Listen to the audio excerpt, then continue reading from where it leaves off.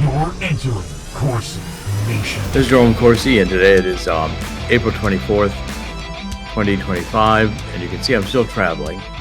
I'm in West Palm Beach and doing some work with various of the Trump team, and we've got a lot to report today. This is CorsiNation.com. We're doing podcasts every weekday. I revive the flagship here of my programs at Corsi Nation. You can find us on X at Corsi Jerome 1. And you can also get us on Substack at JeromeCorsiPhD.substack.com. Okay, the first story I want to cover today is one with Tulsi Gabbard.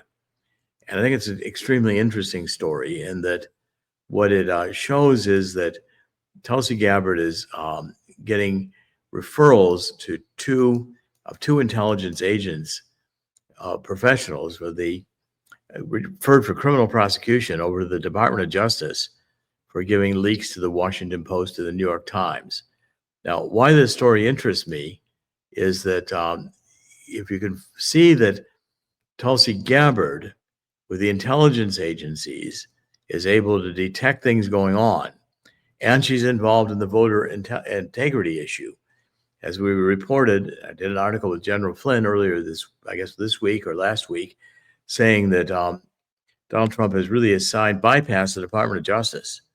As far as I can tell, Pam Bondi and Kash Patel are still completely either inadequate at bureaucratic management, or they don't know what they're doing. But they're certainly not getting any indictments.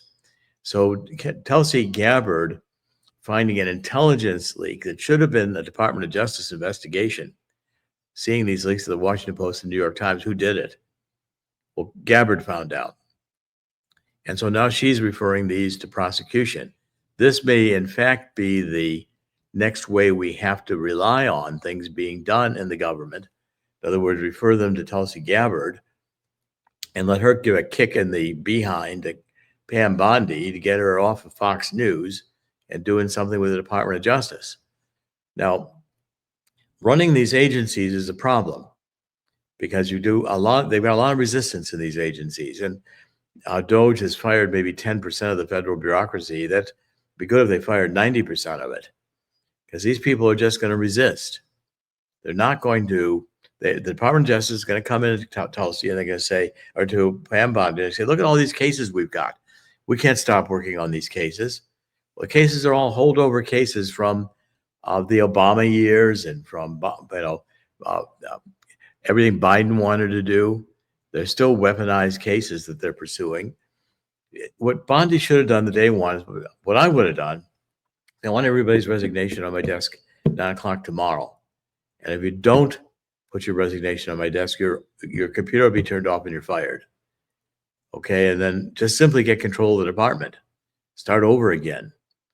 Everybody in this department is over there now laughing at her, laughing at Pam Bondi, laughing at Dan Bongino. Dan Bongino is going to ruin his career if he doesn't do something.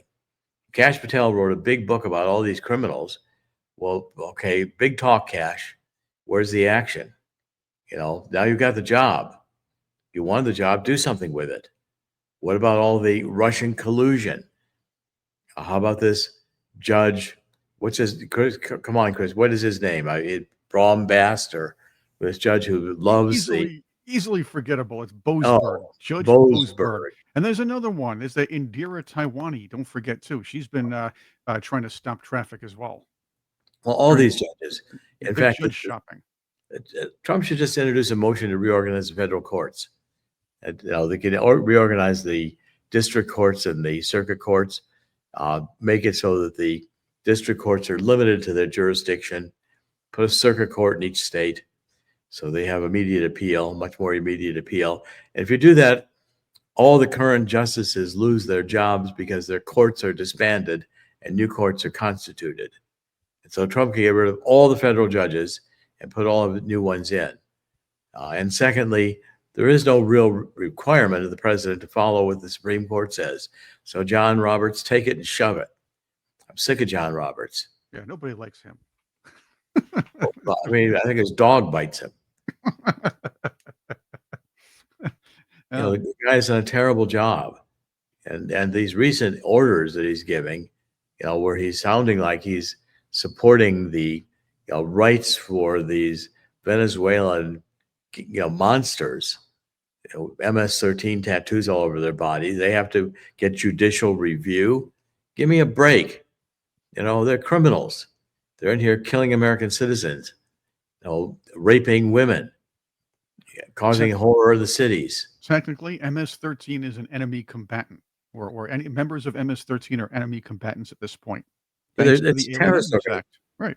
A terrorist organization. So Trump Exactly. under Article 2, Commander-in-Chief can go in and say, I'm done with all this. Go and get all the MS-13. They're easy to recognize. Got tattoos all over their bodies. Round them up and get them out of here. And what's the Supreme Court going to do? John Roberts going to throw a hissy fit? Send them to Maine. There we go. Let the governor there deal with it. Yeah, I mean, I'm just kidding, by the way. Well, and in fact, what Doge has done, and Jesse Waters had a very, very good introduction yesterday. I don't know if we have it to play, but he basically said that the game in Washington was, if you were a Democrat, you got money. So you go to Congress, you get money. You get money to do, ocean justice. And he was saying, what do? You get, you get Fred Seed Waters to come down to the ocean with a bullhorn and yell out to the whales that she wants justice in the oceans. I mean, $1 million for that kind of project. And so if you're an NGO, you create an NGO, Black Lives Matter, and then you come to your buddies in the Democrats. You got all these black congressmen and senators, or whoever your buddies are, and you say, we want $16 million for Black Lives Matter because we're going to paint a street with BLM across from the White House in big yellow letters. Then we're going to destroy the cities. By the way, the two Maoists who created the organization, just ask Trevor Loudon. He's documented all this. They're going to buy themselves mansions. And so the federal government has a program, and it comes through the Department of Justice or wherever it comes through, and they fund Black Lives Matter. Black Lives Matter gets money. Okay, or then they might give it to some kind of a consultant. The consultant gives it to the Democratic Party. So our government has surreptitiously been funding enemies abroad. We've got USAID funding the mainstream media for the CIA. And we are surreptitiously hidden in the budget, getting millions, if not billions of dollars going to causes that are anti-American. Okay, now, Musk found this out. So they start now keying Tesla cars. Stay on there, Chris. I want you to comment on this for a minute. Stay on the view. Okay. So, insanity. I mean, what Drudge has discovered. What Drudge has discovered. Drudge is with a boyfriend. He's lost. He's worthless now. Drudge's sexual proclivities got the better of him, I believe. I mean, that's certainly been the story. If that's not the story, Drudge, come on why did you go leftist? Drudge was one of the biggest voices in the media, and suddenly he decides he's now a leftist. Yeah, well, good luck. The whole point here is that we are seeing a recognition of the corruption at the heart of the government that the Democrats have caused. Because the Democratic Party first it went communist. And I wrote a book about this, an ebook. It's still available for sale, and about how the Democratic Party was a communist party. Here they are keying the Tesla cars, thinking that Tesla cars aren't going to record who they are doing this. Tesla cars have probably the best security system in the world. Okay, and so now Musk is saying he's going to spend less time with Drudge and more time with Tesla. So again, the insane left and these people who are left are not tolerant. They want to scream in your face. They don't really have anything to say, except that they tolerate the United States, and they're completely insane when it comes to they're screaming at you and their irrational behavior. So again, look at all these insanity. I mean, these people. You see, Chris is showing you pictures of these people vandalizing Tesla cars, and This is from Tesla Dash Cam, the X handle, and it shows all these wackos doing what they're doing to these cars. Look at there he goes. There's another one, and they try not to hold themselves accountable. It's a Tesla, or there's the one guy who was caught on They camera. can destroy property because, again, there are ideological purposes that to Right. them justify a higher act of violence. And it's so not their therefore, property. and it's not their property. I mean, it's criminal behavior. And they're saying, okay, but because we hate Drudge, because he's cutting off our money. Well, again, if you cut off all the money of the Democratic Party, Democrat, Communist, treasonous party, then Black Lives Matter folds. Then you get all the ACLU folds. All these without federal money. PBS, where's PBS going to go? Okay, hopefully they, all things considered, maybe they ought to consider their own demise. Okay, so Chris, you're showing all kinds of these insane protests going on Tesla. And they used to love Tesla. Tesla was, this was a electric car. This was, I thought, these people's great vision of the net zero future. Well, okay, what insanity we're seeing with all of this. It's ridiculous. Okay, let's cover a couple more stories. And Chris, show the one with, there's a good story on Zelenskyy right now. Trump put on X a comment on Zelenskyy in which he was basically saying that Zelenskyy, who is now making all these statements about wanting to take back Crimea. Well, Crimea went to Russia under Obama, and Obama did nothing. Okay, and Ukraine did nothing. And so therefore, Trump is saying, come on, guys, you're not going to take back Crimea, which is this Russian-speaking part of Ukraine on the Black Sea with Sevastopol, which is a major Russian port. Okay, so Zelenskyy's inflammatory stories is only prolonging the war with Russia. Now, there's a Gateway Pundit story on it. With the Gateway Pundit that Chris is showing, the Gateway Pundit is showing that Zelenskyy, I think Zelenskyy must have his life at risk. If Zelenskyy basically tries to make an agreement here to end the war, all these oligarchs, Kolomoisky, who ran private bank and stole billions of dollars from Biden, when Biden got federal money to federal aid to Ukraine to support Burisma, where his son was on the board. Burisma is an oil and natural gas company that was supposed to oppose Russia's Gazprom. This goes back into really the Hillary Clinton era, because Hillary Clinton in 2013, with her private email server, was already doing favors for the oligarchs in Ukraine. The whole Ukraine story is a mess because of the Clintons stealing money, the Bidens stealing money, the State Department hating Russia and wanting to disrupt Ukraine, which they did. And now Trump is basically saying he pulled Marco Rubio out of negotiations yesterday and saying, I'm done. This guy has no cards. He has no money. He has no military. He's a comedian. And right there, what Trump is basically saying that Zelenskyy is prolonging the war. Russia wants to end the war. And so yesterday, Russia started bombarding Kiev. And so Russia's saying, look, we'll just take Kiev. You want this war to go another 2 years, we'll take all of Ukraine. Trump is saying you won't have any country left. And basically, we're at a point where I think the realization is finally hitting the world that this war, like Trump has said, was an unnecessary war that should never have been fought. Chris, your comments. Again, we watched Zelenskyy. We've been watching Zelenskyy enjoy the spotlight. I hate to put it this way. He enjoyed the spotlight of being public enemy number one. If you remember correctly, back in 2017, he was considered by the media the Trump of Eastern Europe because he rose from the entertainment industry. And again, obviously, forgetting that Trump was a very successful businessman for all those years. But again, I'll digress from that. Then he becomes the big hero because you have Putin. Putin attacks Ukraine.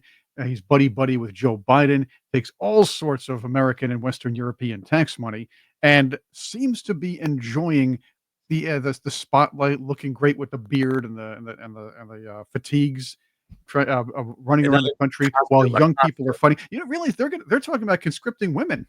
Yeah, it's a costume. It's a costume. Sure. He's playing a role. He's an actor. At one point, you have to say, enough of the death, enough of the carnage. We are losing this game. We have to salvage what we have with the country. And but he's busy. They were kidnapping young men already. Now they're talking about, as I just said, conscripting women, getting women to fight on the front line. Well, when you look at what is basically being said here by Trump, and Trump is right, that Zelenskyy gets the command of the Wall Street Journal. So they write a story and they feature Zelenskyy. Okay. And they make Zelenskyy into this kind of a hero. Okay. Which he's not. But again, the mainstream media, including the Wall Street Journal, are all still on this hate Trump theme, which is a loser for them. They should realize it's a loser. This is not a hate Trump country. Trump won a massive victory. And what we were in the process of doing is everything we can to get election integrity. We're writing another article on Wisconsin. Wisconsin is probably one of the most corrupt states in the country, and yet we can't get an investigation of it. So Tulsi Gabbard, we're going to present some evidence to Tulsi Gabbard of algorithms that are unmistakably criminal that are in the Wisconsin database, and see if Tulsi Gabbard and Department of Homeland Security can't force, Pam Bondi and Kash Patel and Bongino to do something about it. So if they don't just start firing people at Department of Justice and begin criminal investigations and begin issuing subpoenas and calling grand juries, the American people aren't going to take another 100 days. Time is running out. The midterm elections are coming too quickly, and we're going to have all the algorithms still in the databases of the states, with the states thumbing their nose at Trump and saying, we're not going to do your executive order. We're going to get some judge in some podunk district court to say to the country that you can't enforce your executive order that demands voter IDs. We don't want any stinking voter IDs. We want illegal immigrants voting. And the Democrats are going to go to court to support MS-13. Now, if the Democrats do that and they run AOC as their candidate, the Democrats are committing suicide, and they can't do it fast enough for me.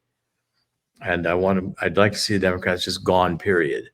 And they can take with them all of their Maxine Waters and Al Greens and everybody else that's in the Congress who's not doing anything except harming America. Chris, any comments? And I want to move quickly to a couple more stories.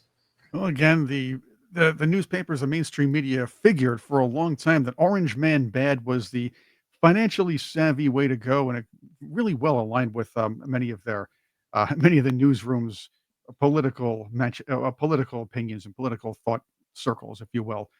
At this point, they're the same people. And here's the funny thing: they seem to look at social media and look at the loudmouth liberals and find out, hey, Orange Man Bad's the best way to go. We'll keep influencing them. It's kind of like remember 1972, the election where McGovern got slaughtered, and this one woman reporter says, I don't remember if it was on camera or not because I was 3, but if I remember, she actually said she didn't know anybody who voted for Nixon. Yeah, So right. these mainstream media types are either It's delusional. It's a bubble. right. They're either actively gaslighting or they're gaslit themselves. They're gaslit themselves. They Right. can't. They're not facing reality. They're seeing everything through this lens of this woke ideology. And when they're brainwashed like that, they're not facing reality. Let's switch to a couple of stories. On American Thinker today, I've got another article on this Chile port. And I'm basically saying if Marco Rubio doesn't wake up and understand that China's going to grab this Copio E port in Chile, because, I mean, China has a memorandum of understanding to buy this port. Todd Callender, who's my friend and co-author, owns the port, the rights to develop the port through one of the insurance investment funds he runs out of Barbados. And so Todd Callender offered this port to the United States. It's a port in Chile on the Pacific that has excellent mountain pass access to Argentina. So for exporting to China, the agricultural goods of Argentina, which China needs to feed the population, and also all of the lithium and other rare earth minerals that you have in Chile in South America. You've got a passage of cutting 15 days off the ocean trip, which leaves Argentina on the Atlantic side and goes through the Panama Canal to reach the Pacific. This is the destination China wants for its brick and Belt and Road Initiative in South America. Now, Donald Trump has got an initiative here because we're trying to protect the United States from Greenland and Canada and the Arctic, which Russia and China are militarizing all the way down to the Antarctic. But if China gets this port, China is going to have a major hold, not only in the Panama Canal, but a port in Peru and the Pacific and a port in Chile. We can't let this happen. Your comments, Chris. Trade is not a sexy headline when it comes to the mainstream media. So a lot of the rank and file, a lot of regular Americans really don't know much about what's happening. And this is where a lot of the, let's say, adversarial nations like Russia and China think they can sneak their way in behind our backs and gain more power. When again, we are in the midst of a trade war, but it's not just about the tariffs; it's about maritime dominance. And if China finds a way to gain maritime superiority, and I believe Lorianne LaRocco, who was like, I guess she's she's one of the big bookers at CNBC. She did a whole book on maritime trade and the trade routes and everything else. You're talking about cutting 2 weeks off of trade that can lower costs, that can make China a lot more dominant. If we had control of that port and China did not, even if we didn't even need it, now we do need it, but I'm saying it, even if we just can't let adversarial nations control trade in our own hemisphere. Well, that's where I'm going. You've got a Monroe Doctrine revision, the Trump Doctrine, which is we're going to protect the Western Hemisphere. And that's a global vision for the future, because when the Arctic and Antarctic get militarized and space gets militarized, we're going to have to protect the Western Hemisphere. Now, I want to cover 2 or 3 more stories pretty quickly. We're finding in Europe that these migrants, finally Europe is waking up that taking in all these Muslims from Syria and the Middle East, thank you, Obama, thank you, Biden, thank you, the entire destabilizing in the Middle East going back to George W. Bush, these wars that didn't end and didn't accomplish anything. So now Europe is overrun by Muslims that are raping white women, that are causing havoc, are wanting Sharia law. And Europe, some of the countries are starting to say, we'll pay you $60,000 to get out of here. Well, that's not going to be the solution. The solution is going to be what we want to do. And we'll be doing much more discussion about this in the future, which is to get countries like Libya, Trump's idea of making the North Africa and Gaza into the Riviera of the Middle East, develop areas where the Muslims can live with peace and prosperity, with peace with Israel. And peace with Israel demands the Abraham Accords, where these Muslim countries decide they're going to quit killing Jews and stop wanting to destroy the state of Israel. You're not going to destroy the state of Israel without a nuclear war, any more than you're going to take back the territory that Russia has occupied in the eastern part of Ukraine, which again is Russian-speaking provinces that want to be independent. You take a nuclear war for Zelenskyy, and Zelenskyy would be happy with the nuclear war. The Europeans would be happy with a nuclear war. We're at the brink of a nuclear war, right at the point where Biden was leaving office. These demons would have a nuclear. They're depopulationists. Anything that would kill billions of people, these insane globalists are in favor of. Okay, now Klaus Schwab had to resign from the World Economic Forum, largely because he was taking in-room massages and all kinds of other perverse sexual activity, and having his subordinates go to the ATM to get cash so he could pay for it without letting his wife know of some scheme like that. But again, these people with their sexual perversion, their inability to keep their pants on, and their desire to have sex with children are insane. Okay, now 2 more stories I do want to cover quickly. We're finally seeing it's Earth Day 2025. And there's a very good article being written saying that the Earth Day crowd has always made their living by having endless demands Now the Europeans are thinking we better block the sun, because if we don't block the sun, we're going to have global warming. We're all going to die. We're probably all going to die for what they do to the ecosystem by their crazy interventions. Okay, so all of these things are shaping up. Oh, and one more point I want to cover. There's also a pretty good story today. Stop all federal funding of universities. That would be a great idea. Because again, without the money, they wouldn't be able, some of them would close down. Certainly they would reduce in size. All these universities are doing are hiring leftist, Marxist, hate America, treasonous professors who are not producing science or truth. They're producing anti-American woke propaganda. And Trump is ending the DEI. He's going to end a lot of things. It's going to take the fight with the judiciary, and that's going to have to be fought out. I'm publishing much more these days in American Thinker. Follow me there. Also, we're putting a major push now on the voter integrity. And I think we're very, very close working with Peter Ticktin, Ticktin, who's President Trump's attorney, who's developing cases. One is in trial, and it's now in court in Florida. Rocky Rockford, who is challenging that the election was stolen from him. And again, we've got good data from Andrew Paquette, Dr. Paquette, who's shown there's algorithms in these databases. There are millions of modified duplicate records. The Democrats cheat, lie, take their money away from them, take the money away from the universities, and let this leftism collapse. We quit funding it. And Trump is onto this. Quit funding Zelenskyy, there's no war. Quit funding NATO, there's no NATO. The United States quits funding the United Nations, there's no United Nations. If we imposed tariffs on other countries, there's no free trade sending our jobs overseas. All these things. So defunding the universities, taking their money away, is the core way to shut them down. Do the same with the bureaucracy.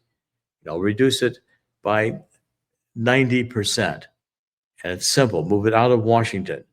Send the bureaucracy to places like Death Valley and see how many people move. 90% of them will quit and don't rehire them. They're not doing anything that's useful. And left is crying, oh, we're losing all this intellectual talent. Look at all forget it. Shut down the post office and privatize it. Privatize Social Security. You'll get a system that works. Nothing the government runs works. Why? Because if you're a government bureaucrat, the best strategy is don't rock the boat. You're not going to get rewarded except if you're rubber stamping the current leftist policy. As long as you do that, you've got a permanent job. You just keep being DEI, and then nobody will fire you. Okay, so what we're seeing on all of this, I think, is a fundamental change going on. And it's not done yet, and there's dissatisfaction. I want it to move faster. I think everybody wants it to move faster. But at the end of 100 days, got to acknowledge it's been an historic 100 days. And I've never seen Donald Trump more on fire. I think Donald Trump has gotten to be closer to God, come to a realization that his life was saved by God at the turn of his head in a split second. When the assassination attempt, the bullet was flying towards his head. God did not save him. That's a divine intervention as far as I can tell. So in wrapping up today, I want to wrap up with the theme that we are winning. And the battle has now been engaged. The enemy is fighting back with resistance. But as their money goes away, their resistance is going to look more hollow, more stupid, make them look more treasonous. They'll start losing their minds, and they'll be displaying what they really have inside, which is nothing but satanic hatred. We've got a new pope coming on, and I'm praying that the Catholic Church realizes what's coming for it, and that what's coming for it is criminal prosecutions. And I'm going to be writing again articles about this. I have written about it.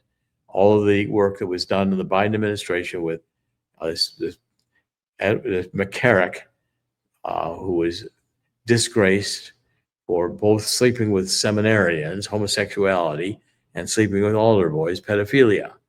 One of the greatest pedophilia. This guy was a disgrace. But yet it was the Vatican Bergoglio's emissary working with the Obama administration and Vice President Biden. They made a deal in Honduras where the government was actually running drug trade and the child sex trade, and we funded both. The CIA was in the middle of it. I'm going to expose that again and say that if they want to pick another woke pope, they better watch out, because there's also great information, and it was on Wikipedia, Assange released it, that the Obama had and Podesta were planning this Catholic spring in which they wanted to depose Pope Benedict, in order to put a pope like we had with Pope Francis, an LGBT pope, in place. But the Catholic Church is going to become a woke institution. We don't need the Catholic Church. Okay, now Christ said that hell would not prevail against it, but he did not say hell would not prevail. As far as Pope Francis is going, he's now going to have to deal with his fate. And he thinks that God is going to be forgiving of everybody. Well, good luck, Pope Francis. And good luck, the Catholic Church, if it wants to go in this woke direction. I was raised Catholic. I think it's a tragedy to see where the Catholic Church has gone. But, Pope Francis was holding hands with Obama. By the way, Obama is now in disgrace. And his wife, or whomever she is, Michelle Obama, did a podcast that flopped and is now back out being an angry black woman, or whatever she is, which she always was. When she gave her hate America speeches in 2008 when Obama was running for president. These people are being exposed. We're seeing the corruption. We're seeing the evil. And in the end, God always wins. God will win here too. This is Dr. Jerome Corsi. Today it's Thursday, April 24th, 2025. CorsiNation.com. Thank you for joining us. We'll be back tomorrow. God bless.